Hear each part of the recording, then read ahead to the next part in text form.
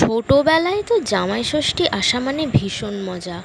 বেশ অনেক দিন ধরে মামার বাড়িতে গিয়ে দাদা দিদি মাসি মেসো সবার সাথে বেশ মজা করা। তবে বেশ খানিকটা বড় হওয়ার পর আর মামার বাড়ি তেমন যাওয়া হতো না, বাড়িতেই থাকতাম। পাড়াতে সব বাড়িতে মেয়ে জামাই নাতি নাতনিতে ভরে যেত, সেটা দেখে আমার ভীষণ মন খারাপ হতো। আমার বাড়ির দিদা মানে আমার ঠাকুমা বলতেন যে তোর যখন বিয়ে হবে আমাদের বাড়িতেও মেয়ে জামাই আসবে।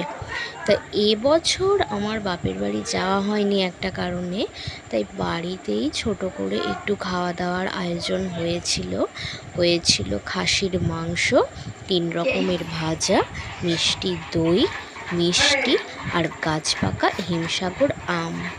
আচ্ছা, তোমরা কারা ছোটবেলার সেই জামাই ষষ্ঠী দশহরার দিনগুলোকে মিস করো?